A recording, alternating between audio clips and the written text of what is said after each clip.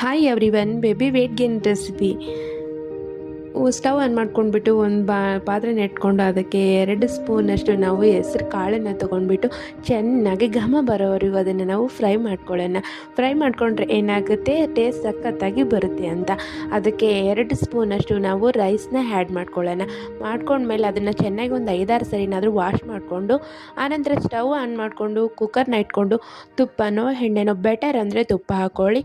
ಅದಕ್ಕೆ ಜೀರಿಗೆ, ಸಾಸಿವೆ ಚಟಪಟ ಅನ್ನೋವರೆಗೂ ಫ್ರೈ ಮಾಡಿ ಕಟ್ ಮಾಡಿ ಇಟ್ಕೊಂಡಿರುವಂಥ ಚಿಕ್ಕದಾಗಿರುವಂಥ ಈರುಳ್ಳಿನ ಆ್ಯಡ್ ಮಾಡಿಕೊಂಡು ಆನಂತರ ಅದಕ್ಕೂ ಸಹ ಟೊಮಾಟೋನ ಚಿಕ್ಕದಾಗಿ ಕಟ್ ಮಾಡ್ಕೊಂಡಿರುವಂಥ ಟೊಮಾಟೋನ ಆ್ಯಡ್ ಮಾಡ್ಕೊಳ್ಳಿ.